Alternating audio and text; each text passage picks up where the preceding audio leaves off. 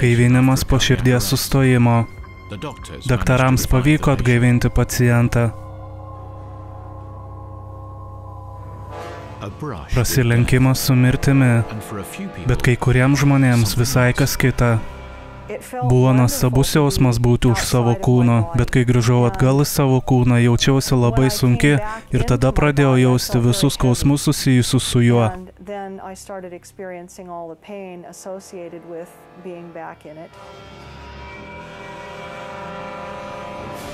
Aš nebijojau pomirtinės patirties, tai buvo nuostabus patyrimas dėl šviesos būtybės.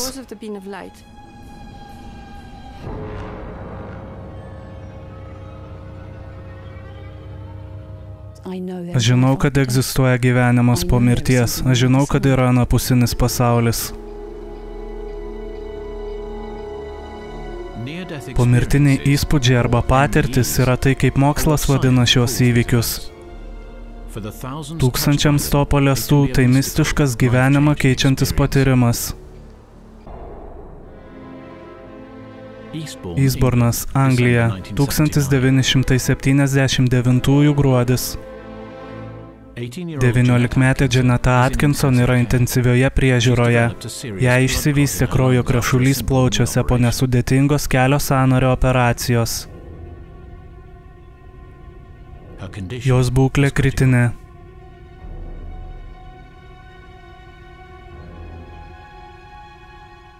Atvykau į ligoninę labai prastos būklės.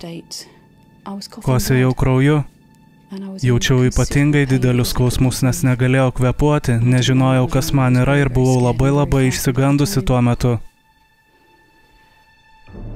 Jos mama Daphne nebeteko vilties dėl savo dukters. Kuo labiau sergi, tu esi arčiau anapusinio pasaulio durų.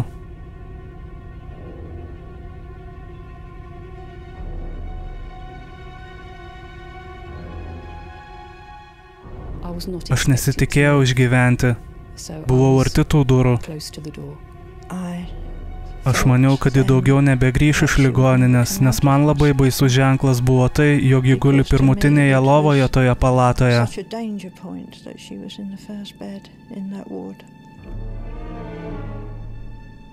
Daphne buvo pripildyta kaltės jausmo. Norėdama padėti, ji masažuodavo dukters kelį kiekvieną dieną po operacijos, nesuvokdama, kad dukrai daro dar blogiau. Aš suardžiau tą krešulį, kuris buvo jos kojoje. Ir visada kaltinu save dėl to, kad vos jos nenužudžiau.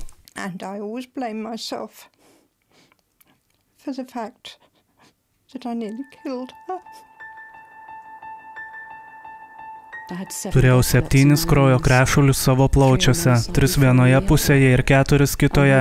7. Medikai sakė, jog tai stebuklas, kad vis dar esu čia.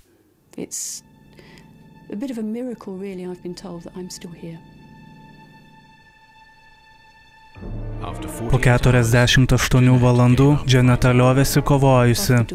Virš durų buvo laikrodis, buvo 9 valanda nakties. Tada šviesa pasikeitė ir tapau labai rami ir nebejaučiau jokio skausmo. Galėjau kvėpuoti.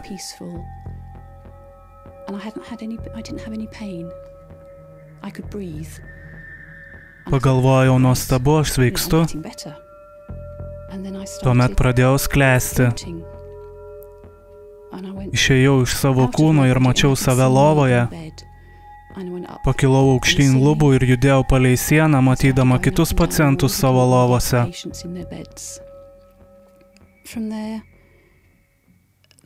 Tada šviesa vėl pasikeitė ir aplink mane pasidarė labai tamsu.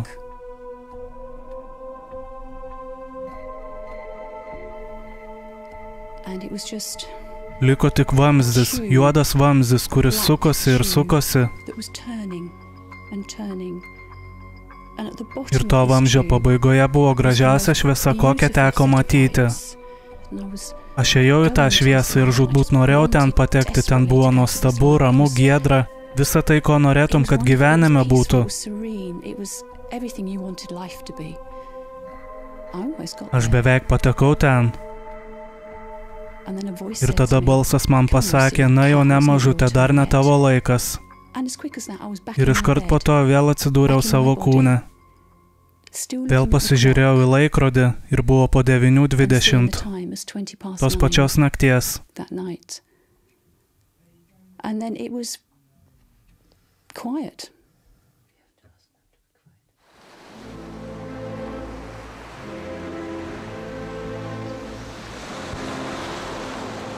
Ji įsitikinusi, jog tas 20 minučių ji regėjo anapusinį pasaulį.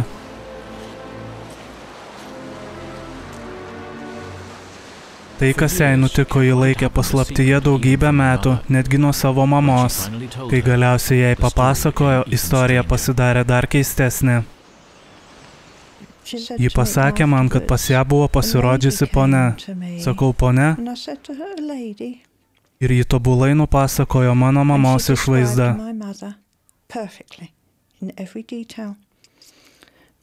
Mano mama mirė, kai Džanetai buvo 3. Kaip vaikystės prisiminimas galėjo atsinaujinti taip ryškiai? Kad ir kas buvo tai, ką patyrė Džaneta, tai suteikė jai jėgų susidoroti su kita šeimos tragedija – dukros mirtimi. Kad ir kur ji yra saugi. Aš pati tai patyriau, aš vilktelėjau į anapusinį pasaulį ir žinau, kad kai ateis mano laikas, mano dukra bus ten, kad paimtų mane už rankos ir vestųsi tą šviesą. Ir tada turėsiu ją amžinai.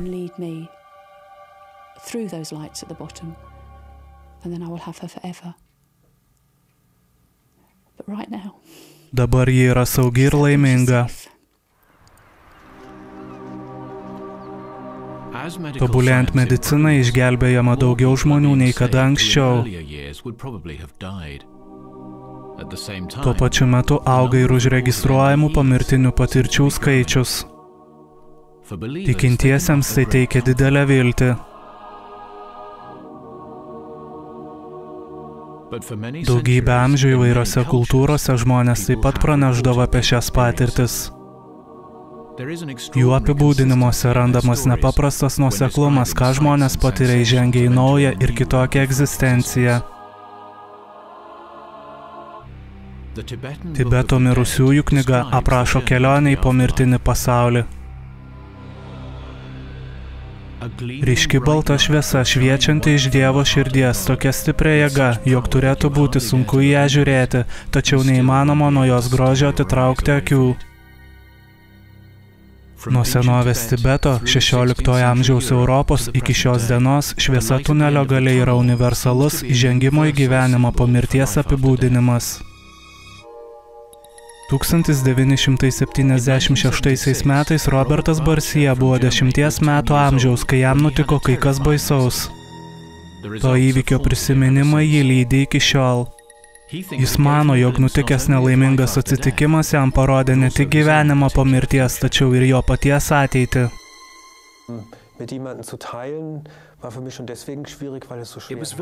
Buvo labai sunku pasidalinti savo patyrimais su kitais, nes labai sunku visą tai sudėti į žodžius. Iki šiol sunku tai nupasakoti, nes nėra tinkamų žodžių apibūdinti tokiems dalykams.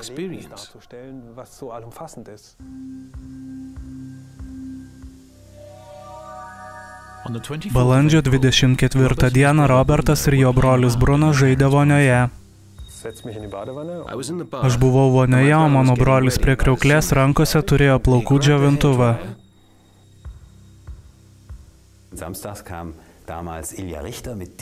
Tais laikais kiekvieną šeštadienio vakarą transliuodavo popmuzikos programą, grojo Rodo Stewarto daina Sailing. Tuo metu ji buvo labai populiari. Vaizdo įraše fanai į grupės narius buvo nukreipę ventiliatorius, o aš į savo veidą pučiau plaukų džiovintuvu. Dainavau ir apsimečiau pop žvaigždę. Jam šokant aplink ir dainuojant laidas įsitempė ir išsprūdęs iš jo rankų džiovintuvas įkrito tiesiai į vonią.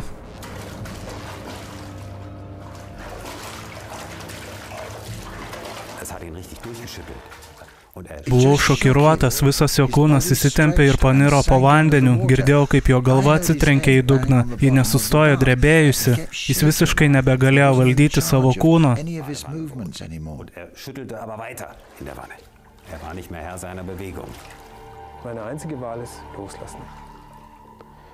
Vienintelis likęs pasirinkimas buvo situaciją tiesiog paleisti ir kai tai padariau, iškart pajutau palengvėjimą. Pajutau, kad atsiskyriau nuo kūno.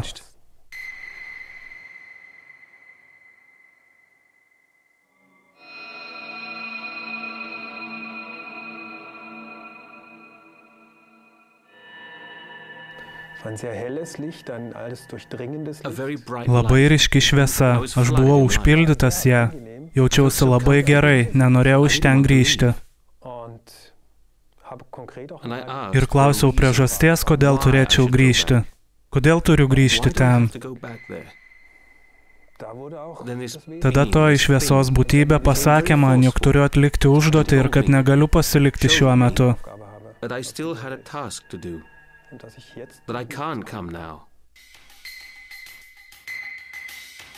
Paauglystėje ir dabar yra įsitikinęs Robertas, kad jo pomirtinė patirtis jam parodė ateities žmoną ir vaikus. Galėtume sakyti, kad juodos plaukų spalvos moters ir 2 vaikų vizija yra kažkas, ką kiekvienas žmogus atitinkamų gyvenimo periodų matytų, bet ši vizija buvo daugiau nei tai.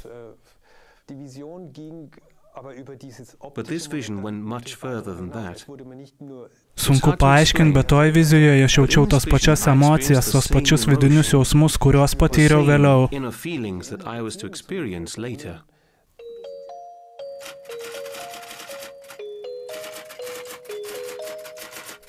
Amerikietė vaikų psichologė Phyllis Mary Atwater dirba su vaikais, kurie turėjo šias patirtis. Jos visada juos pakeičia. Po pomirtinių patyrimų vaikai pasidaro labiau subrendę, panašus į suaugusius.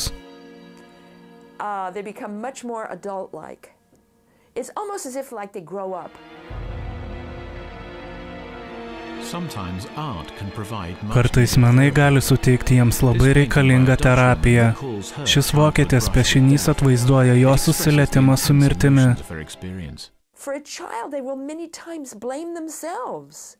Kartais vaikai pradeda kaltinti save, jog patirtis baigėsi. Jie mąsto, aš buvau blogas vaikas, arba ką aš padariau ne taip, ar aš pasakiau, ką nors netinkamo, kodėl dingo šviesos būtybės, kur jie.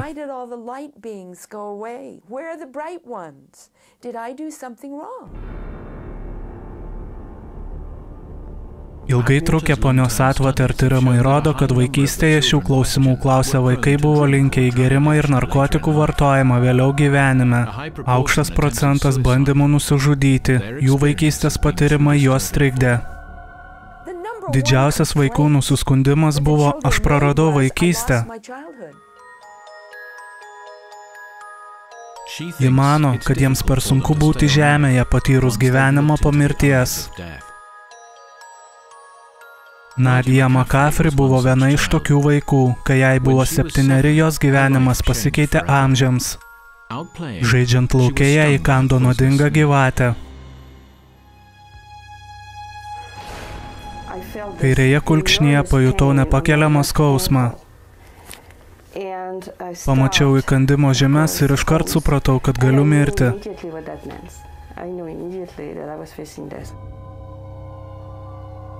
Dešimt dienų ji kovojo dėl savo gyvybės, galiausiai daktarai prarado visas viltis. Aš palikau savo kūną, žiūrėjau į jį, bet jis visai manęs nedomino. Į ką žiūrėjau, tai buvo nuostabi šviesa, nuostabi galinga šviesa pilnutėlė meilės. Jis sako, kad sutiko dangišką šviesos būtybę, kuri su ja kalbėjosi. Ji man labai aiškiai pasakė, tu nemirsi, bet šiuo metu tu turi grįžti atgal, negali eiti su manim. Tu turi daug ką padaryti ir grįžti į gyvenimą. Kaip bebūtų keista, ji išgyveno, bet ji pasikeitė. Ji daugiau nesijautė kaip vaikas ir netikėtai išvystė jai pačiai nesuprantamus sugebėjimus. Aš galėjau girdėti kai kurių žmonių mintis, galėjau jausti žmonių skausmą, jausti jų liūdesį. Tai buvo kankynė. Bet niekam negalėjau apie tai pasipasakoti, vienintelis žmogus, su kuriuo galėjau pasikalbėti, buvo mano močiutė. Kai papasakojau, kas man yra, ji labai rimtų žvilgsnių pasižiūrėjo į mane ir pasakė, niekada niekam apie tai nepasakok, jie pagalvos, kad tu išprotėjusi ir tave uždarys.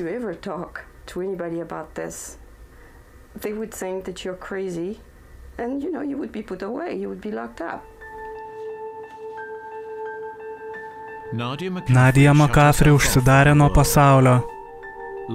Gyvenimo žemėje jai buvo negana, ji troško grįžti atgal pas dangiškos šviesos būtybės. Būdama 17, ji nusprendė pabandyti. Pirmas bandymas nusižudyti nepavyko, bet neilgai trukus ji pabandė dar kartą.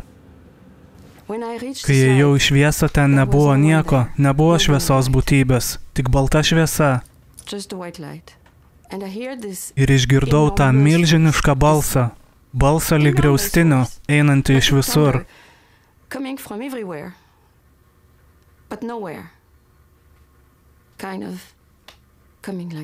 Kuris pasakė, tu negali pasilikti čia, tu dar net nepradėjai savo darbo.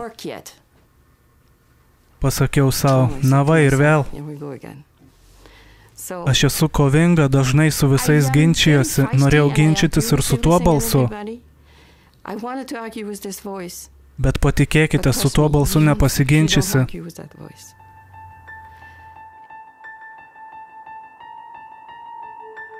Nadia pakluso balsui ir grįžo atgal į žemę. Kai pabudo, buvo viena. Daktarai paliko palatą, paskelbė ją mirusią. Po to, kas įvyko, supratau, jog tai nebuvo gera mintis. Jie nenorėjo manęs. Taigi supratau, jog turiu būti čia, rasti savo misiją, padaryti tai, ką turiu padaryti ir daugiau nebandžiau žudytis. Tai beprasmiška.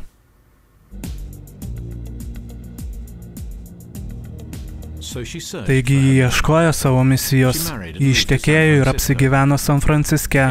Būdama 40, jį atrado tai, ką turi daryti – padėti sunkiai sergantiems pacientams priimti mirtį.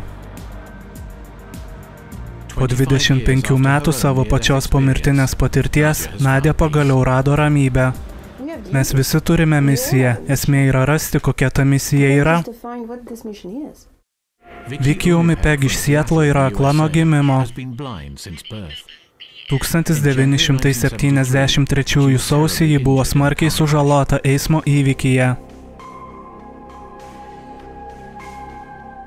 Man buvo sulaužyta kaukolė, sukrėstos smegenys, sužalotas kaklas, nugara, koja ir 4 minutės buvau mirusi.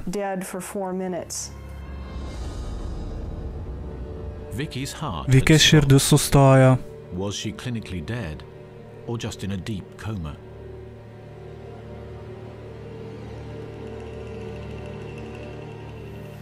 Buvau prie lubų ir viską mačiau.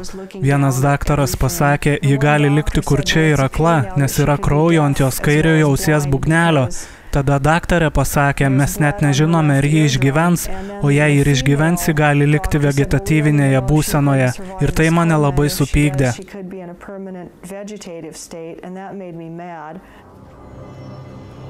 Kol ji kovojo dėl savo gyvybės, atsitiko kai kas nepaprasto.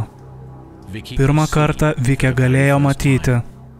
Jaučiausi lyg košmare, nes niekada nežinojau, ką reiškia pajausti kažką per atstumą. Mano visas gyvenimas buvo rankų lygyje, viską suvokdavau tik per lytą.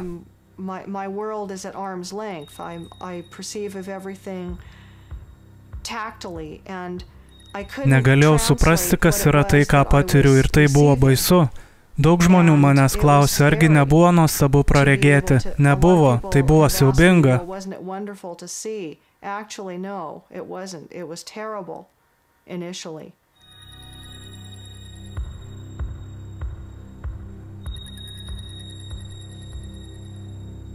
Aš pamačiau žiedą ant savo kairės rankos piršto ir pagalvojau, gerai, čia tikrai esu aš. Taip pat mačiau, kokius ilgus plaukus turėjau ir labai nuliūdau pamačiusi, kiek daug man jų nuskuto.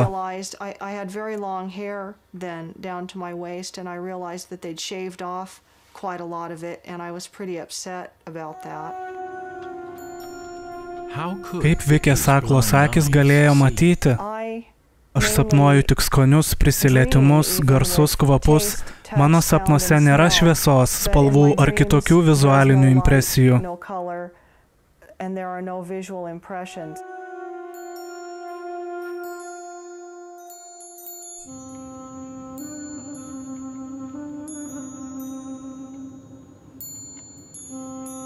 Vicky Umipeg išgyveno ir grįžo į savo pasaulį tamsoje. Ji neturi jokių abejonių, kad keletą minučių galėjo regėti.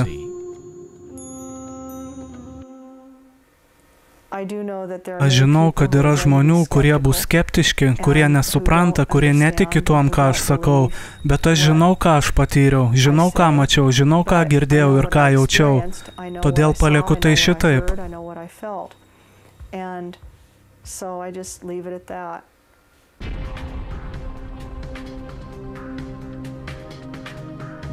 Daugybė žmonių praneša, jog pomirtinės patirties metu prieš jų akis prabėgo viso gyvenimo atsiminimai. Ar mokslas gali paaiškinti šį patyrimą?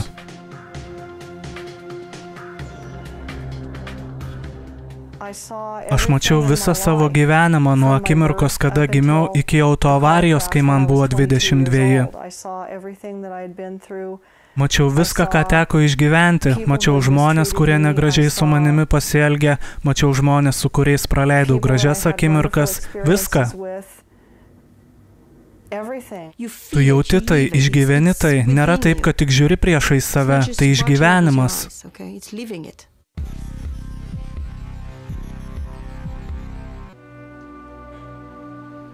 Bet kas jei gyvenimo peržiūros metu žmogus mato dalykus, apie kuriuos anksčiau nieko nežinojo?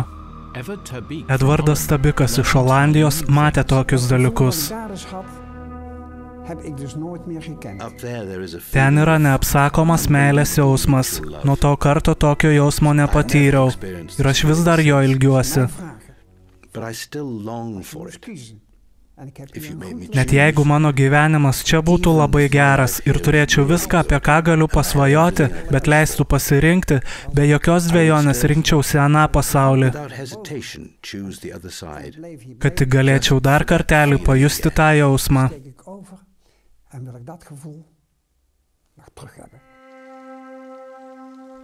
Dabar jam 70 ir jis yra patyręs 5 širdies smūgius. Paskutinysis jį nuvedė į kitą pasaulį. Jis pavargęs nuo šio gyvenimo. Jo žmona Ana pasakoja.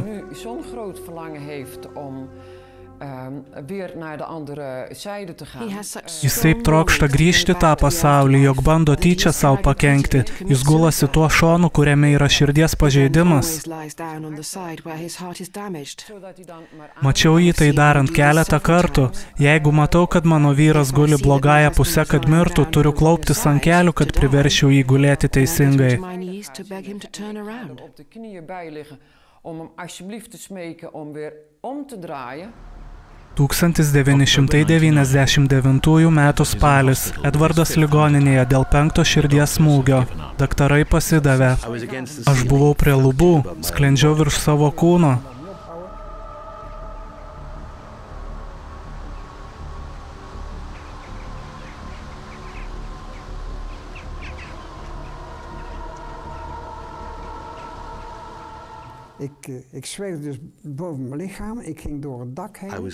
Aš iš tikrųjų sklendžiau virš savo kūno, paskui per stogą. Tuo metu nesuvokiau, jog tai ligoninės stogas, bet vis tiek galėjau matyti viską, kas vyksta ligoninėje. Mačiau daktarus, slaugės stovinčias prie mano lovos. Staiga viskas pradėjo mažėti ir mažėti. Tai vyko taip greitai.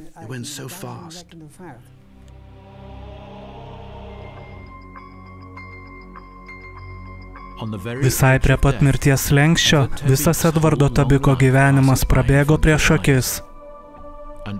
Ir senos, slaptos žaizdos buvo atvertos iš naujo.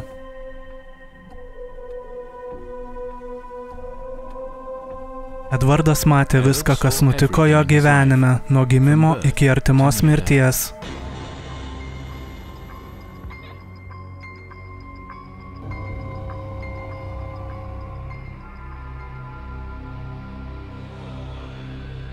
Tarp pažįstamų vaizdinių jis pamatė moterį ir berniuką, kurių net pažino.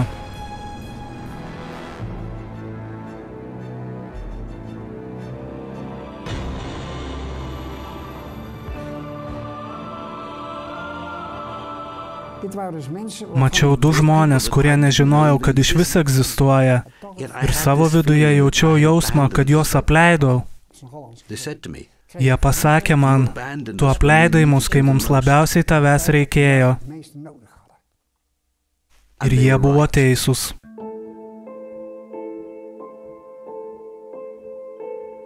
Kai Edvardas sugrįžo į gyvenimą, jis negalėjo pamiršti jų veidų.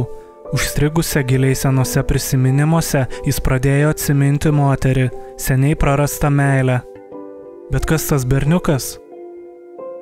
Ar tai gali būti jo sūnus? Aš pradėjau giliai kastis po savo atsiminimus. Ji turėjo būti kažkur. Tada aš prisiminiau jos vardą ir gyvenimą. Tada supratau, kad mano ir jos santykiai turėjo rimtų pasiekmių. Pasiekmių, apie kurias nieko nežinojau.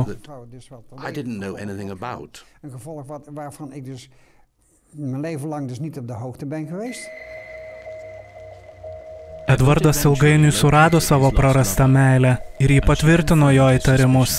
Edvardas buvo tėvas, sūnaus, kuris mirė prieš 30 metų. Jis niekada nežinojo, kad turėjo sūnų ir niekada jo nematė.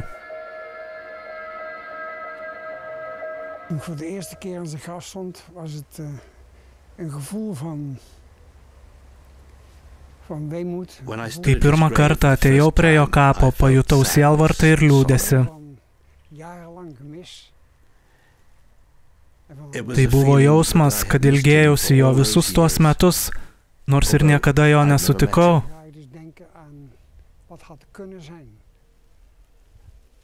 Pradedi klausti savęs, kaip taip galėjo atsitikti.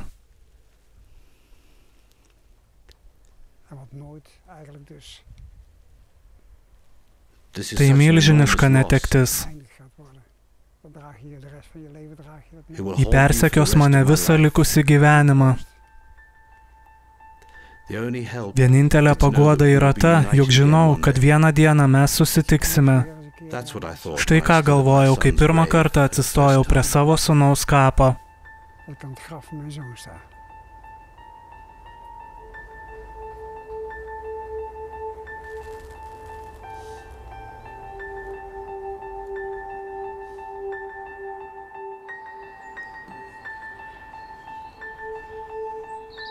Tie, kurie patyrė gyvenimą po mirties, yra įsitikinę, kad jų patyrimai tikri. Ir yra daugybė klausimų, į kuriuos mokslas atsakymų dar neturi. Vyras prisiminė sūnų, kurio niekada nepažinojo. Akla moteris galėjo matyti. Aš nebijau mirties, taškas, nebijau skausmo, visiškai. Niekada, nei vienai sekundei nesigailėjau, jog patyriau gyvenimą po mirties. Aš manau, jog tai buvo kažkas, ko reikėjo mano gyvenime.